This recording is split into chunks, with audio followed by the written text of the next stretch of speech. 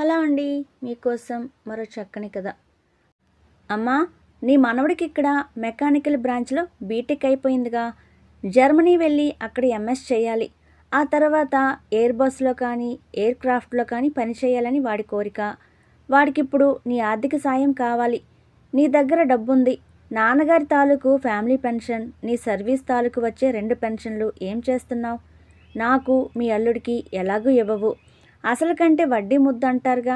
మనవడి మీద కూడా నీకు ఆపేక్ష లేదా? అంది నిష్ఠూరంగా ముక్త. చూడు ముక్త, నిన్ను కని పెంచాము, చదివించాము, కోరుకున్న వాడితో పెళ్లి జరిపించాం. ఆ తర్వాత మీ నాన్నగారు పోయారు. నా బాధ్యతగా నీకు బంగారం, మీ నాన్నగారి తాలూకు ఆస్తి అంతా నీకు అప్పచెప్పేశాను. నీకు చదువుంది, మంచి ఉద్యోగం ఉంది, స్వంత ఆఫీస్ అంటూ పెట్టొద్దు. మీ ఆయనది నలుగురితో పని చేయించుకునే స్వభావం కాదు. అలా చేయించుకోవటం ఆయన వల్ల కాదు. ఇబ్బందులు పడతారు. తను కూడా ఏదో ఒక హార్డ్వేర్ ఉద్యోగం చూసుకుంటే మంచిదని 1కి 2 సార్లు చెప్పాను. స్వంత ఆఫీసు నడుపుకుంటే ఎంతో గొప్పగా ఉంటుంది. నలుగురితో నారాయణ అంటూ ఉద్యోగాలు చేస్తే ఏం గుర్తింపు ఉంటుంది అంటూ మీరు నా మాటలు కొట్టిపారేశారు. ప్రాజెక్టులు తెచ్చుకుని అవి పూర్తి చేయటం మీ ఆయనకు చేత కాలేదు. సిబ్బందికి జీతాలు ఇవ్వలేకపోతున్నాం. ఇల్లు గడవటానికి కూడా నా జీతమే ఆధారం. నువ్వు ఆదుకో అమ్మా అంటూ నాకు ఫోన్ల మీద ఫోన్లు చేశావు. నేను పట్టించుకోలేదు. మరలా ఇప్పుడు నీ కొడుకు సహాయం చేయమంటావు.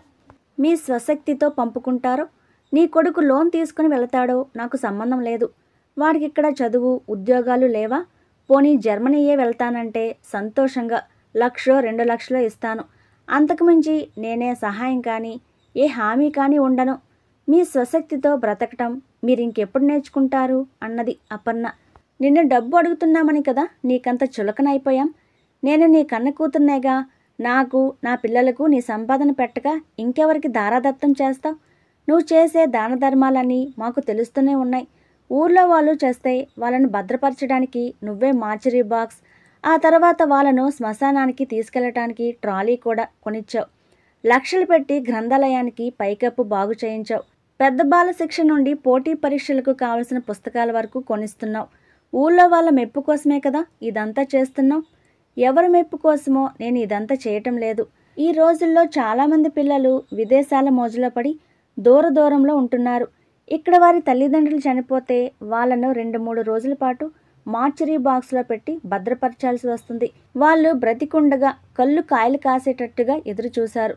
చచ్చి శవాలై కూడా కన్నపిల్లల రాక కోసం వారి ఆత్మలు తప్పించిపోతున్నాయి. చివరిలో వచ్చిన సంతానం ఓ చూపు చూసి స్నానం చేసి అప్పటికే సిద్ధం చేసిన శవాల్ని శ్మశానానికి తీసుకెళ్లి దహనం మాత్రం చేస్తున్నారు. మండు వేసవి కాలంలో కరెంటు వస్తూ పోతూ ఉంటే మార్చరీ బాక్స్లో చల్లదనం సరిపోదు. అది పనిచేయాలంటే జనరేటర్ అవసరం ఉంటుంది. కాబట్టి అది కూడా నేనే ఏర్పాటు చేయాలనుకుంటున్నాను. ఇక చాలు ఆపమ్మా. శవాలు, వాటి నిల్వలు, లక్షలు పోసి జనరేటర్లు. శవాలను దగ్గరలో ఉన్న సిటీకి తరలిస్తే అక్కడి మార్చురీల్లో జాగ్రత్తగా భద్రపరుస్తారు. ఆ భాగ్యానికి ఈ సోదంతా చెప్తున్నావు. నేను కావాలని ఈ ప్రస్తావన తేలేదు. నీవన్నదానికి సమాధానం చెప్తున్నాను. అందరూ శవాలను వెంటనే సిటీ మార్చురీలకు తరలించడానికి ఇష్టపడక చివరిసారిగా కంటి నిండా చూసుకుందామని ఇంటిలోనే ఉంచాలనుకుంటున్నారు. పోతే ఇక్కడ చుట్టుప్రక్కల ఊళ్ళలోని పిల్లలకి అవసరమైన పుస్తకాలు లేకపోతే నేనే తెప్పించి గ్రంథాలయంలో ఉంచాను. వినటానికి నాకు కంపరంగా ఉందమ్మా. మా ఆయన చెప్పనే చెప్పారు. నువ్వు వెళ్ళి అడగటం దండగా. ఆవిడ రాతి గుండె కరగదు. నువ్వు ఏడ్చుకుంటూ తిరిగి వస్తావని. నీ దగ్గరకు వచ్చి అడగటం నాదే బుద్ధి తక్కువ.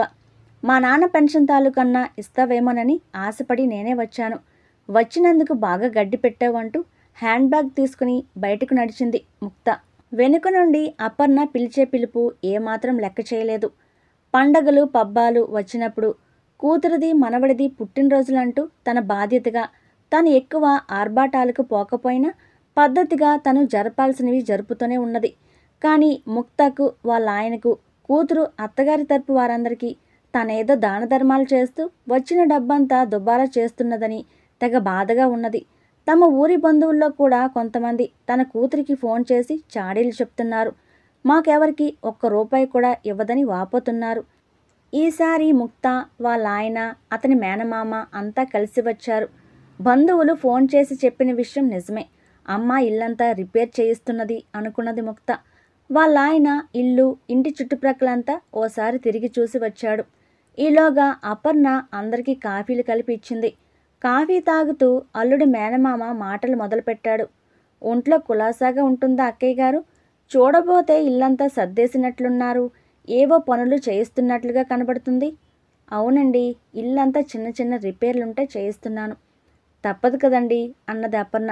అక్కయ్య గారు, ఇంకా ఈ ఇల్లు రిపేరు అంటూ దీని మీద అనవసరంగా ఖర్చు ఎందుకండి? అయిన కాడికి అమ్మేసుకొని కూతురు అల్లుడి దగ్గరికి వచ్చి ఉండండి. వాళ్ళిద్దరూ పనుల మీద బయటకు వెళ్ళేవాళ్ళు. మీరు ఇల్లు కనిపెట్టుకుని వాళ్లకు ఇంట్లో పెద్ద దిక్కుగా ఉన్నట్టుంటుంది. మీకు పిల్లల దగ్గర ఉన్న సంతోషం కలుగుతుంది. మీ భార్యాభర్తలిద్దరూ ఉన్నప్పుడైతే నేను ఈ మాట అనను. ఇప్పుడు మీరు ఒక్కరే ఉండాల్సి వచ్చింది కదా. ఎప్పుడే అవసరం వస్తుందో తెలియని పరిస్థితి. మీరు దగ్గరుంటే మిగతా వాళ్లకు వెనుక పీకులాట ఉండదు. మీరు ఎక్కడున్నా మీ పెన్షన్ మీరు డ్రా చేసుకోవచ్చు. చూడండి, నేను ఒంటరిగానే ఉన్నా నాకింకా ఒంట్లో ఓపిక, ఆరోగ్యం కూడా బాగానే ఉన్నాయి. ఈ ఊరంటే మమకారమో, ఈ ఇల్లంటే నాకు మోజో. మీరు ఏమైనా అనుకోండి, ఇది మా సొంత ఇల్లు కాబట్టి ఇక్కడే ఉండాలి అనుకుంటున్నాను. ఒంటరిగా ఉండలేనని అనిపించినప్పుడు నాకు తోడుగా ఎవరినైనా మనిషిని తెచ్చి పెట్టుకుంటాను. అంతేగాని ఇల్లు వదిలి ఎక్కడికి రాను. ముక్తా వాళ్ళ మీద నా బరువు బాధ్యతలు వేయాలని అనుకోవటం లేదు. ఇక్కడే ఉండి కన్న కూతుర్ని మనవణ్ణి కాదని ఎవరెవరికో దాన ధర్మాలు చేసుకోవచ్చు. వాటికైతే ఎక్కడెక్కడ దాచిపెట్టిన నిధులన్నీ బయటికి వస్తాయి. మేము అడిగితే మాత్రం మొండి చెయ్యి చూపిస్తారు అన్నాడు అల్లుడు అక్కసుగా. అది కాదులేండి అక్కయ్య గారు, కొంచెం ప్రశాంతంగా ఆలోచించండి అన్నాడు అల్లుడి మేనమామ. ఎందుకమ్మా అలా మమ్మల్ని బాధపడతావు? ఎలా చెప్తే నీకు అర్థమవుతుంది అన్నది ముక్త. చూడు ముక్త, నా సంపదన గురించి అడిగే హక్కు మీకు లేదు. ఎందుకంటే నీకు ఇస్తానన్న కట్నం కానీ ఇతర ఆస్తులు కానీ నేనేమీ ఇవ్వకుండా ఎగ్గొట్టలేదుగా. ఇప్పుడు మా పెన్షన్లు నా ఇష్టం. ఎవరెవరికో అపాత్రదానం నేనేమీ చేయటం లేదు. మీ నాన్న పనిచేసిన ఆఫీసులోని జవాను కొడుకు బాగా తెలివిగలవాడు. పేదరికం మూలాన వాడి చదువు ఆగిపోకూడదని కొంత ఆర్థిక సహాయం చేస్తున్నాను. అలాగే నేను పనిచేసిన ఊరిలో బస్సు షెల్టర్ లేక ప్రయాణికులు ఇబ్బంది పడటం నాకు అనుభవమే. అందుకని అక్కడ బస్సు షెల్టర్కు సాయం చేశాను. నేనేం గొప్ప గొప్ప సాయాలు చేయటం లేదు. ఉడతా భక్తిగా మాత్రం చేస్తున్నాను. వీటి కోసం మీ పర్మిషన్లు ఇష్టాలు నేను పట్టించుకోను. ఆ ఊరిలో ఎవరు దాతలు లేరా? లేకపోతే ఎవరికి ఇలాంటి ఆలోచనలు రావా? అన్నింటికి తగుదనమ్మా అంటూ నువ్వే బయలుదేరుతావు. ఇలాగే వచ్చే పెన్షన్ల డబ్బంతా హారతి కర్పూరం చెయ్యి. ఎవరి పెన్షన్ ముక్త? నాది, మా ఆయనది. వేరే ఎవరిదే కాదు కదా. మా పెన్షన్లు నేను స్వేచ్ఛగా ఖర్చు పెట్టుకునే హక్కు నాకున్నది. ఏం చేస్తున్నావు, ఎందుకు చేస్తున్నావు అని అడిగే హక్కు మీకు ఎవరికీ లేదు అంది నిక్కచ్చిగా అపర్ణ. అంతా విన్నారుగా బాబాయ్ గారు. అనవసరంగా శ్రమపడి మాతో మీరు వచ్చారు. మీ అమ్మతో నేను వివరంగా మాట్లాడి ఒప్పిస్తానమ్మా అన్నారు. ఆమె ఎవరి మాట వినే రకం కాదు. ఎవరినైనా లెక్క చేసే రకం అంతకన్నా కాదు. పదండి పోదాం అంటూ ముందు ముక్తే దారితీసింది. అపర్ణ ఎంత చెప్తున్నా వినకుండా భోజనాలైనా చేయకుండా వెళ్ళిపోయారు. అపర్ణ ఎప్పుడైనా ఫోన్ చేసి ముక్తాను క్షేమ సమాచారాలు అడుగుతుంది. ముక్తా మాత్రం పొడిపొడిగా సమాధానం చెప్పి ఫోన్ పెట్టేస్తుంది. చూద్దాం, అమ్మ ఎల్లకాలం ఇలాగే ఉంటుందా? రేపు కాలో చెయ్యో పడిపోతే అప్పుడు నేనే దిక్కు అవుతాను. నా అవసరం అప్పుడు కానీ తెలియదు అనుకుంటుంది. ఒకటిగా ఉన్న ఇంటిని 2 భాగాలు చేయించింది అపర్ణ.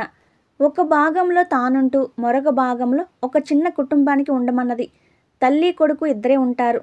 ఆమె అపర్ణకు అన్ని పనుల్లోనూ తోడుంటున్నది. కొడుకు బీకాం పూర్తి చేశాడు. ఇంకా ఉద్యోగం రాలేదు. మంచి చురుకైనవాడు. అపర్ణకు బయటి పనులన్నీ చూస్తున్నాడు. కాలం సాఫీగా గడుస్తున్నది. ముక్తా కొడుకు తనే స్టడీ లోన్ తీసుకుని జర్మనీ వెళ్ళి చదువుకున్నాడు. స్కాలర్షిప్ కూడా సంపాదించుకున్నాడు. కాబట్టి చదువు పూర్తి చేయటానికి పెద్దగా డబ్బు ఇబ్బందులు ఏం పడలేదు. చదువయ్యాక తను కోరుకున్నట్లుగానే ఎయిర్ బస్లోని ఉద్యోగం సంపాదించుకున్నాడు. ముక్తా వాళ్ళ ఆయనకు తను పెట్టిన మైత్రి కంపెనీని నడిపే సామర్థ్యం లేక వదిలేసుకుని తన చదువుకు తగ్గ హార్డ్వేర్ ఉద్యోగం చూసుకున్నాడు. మంచి జీతమే వస్తున్నది. ముక్తకు ప్రమోషన్లు వచ్చాయి. ఇప్పుడు వాళ్ళ ఆర్థిక పరిస్థితి బాగానే ఉన్నది. సొంత ఇల్లు, మంచి కారు ఏర్పడ్డాయి. ముక్తా కొడుకు జర్మనీలో తనకు నచ్చిన అమ్మాయిని పెళ్లి చేసుకుంటానని చెప్పి అలాగే పెళ్లి చేసుకుని మరీ వచ్చాడు. ఇక్కడ ముక్తా వాళ్ళు రిసెప్షన్ పెట్టుకుని బంధువులందరికీ పిలిచారు. అపర్ణ కూడా వెళ్ళింది. పెళ్లి కూతురుకు ఒక రవ్వల నెక్లెస్, పెళ్లి కొడుకు ఒక చెక్కును కవర్లో పెట్టి కానుగ్గా ఇచ్చింది. థ్యాంక్స్ అమ్మమ్మ, నాకిప్పుడు కానుగ్గా ఏ డబ్బు అవసరం లేదు.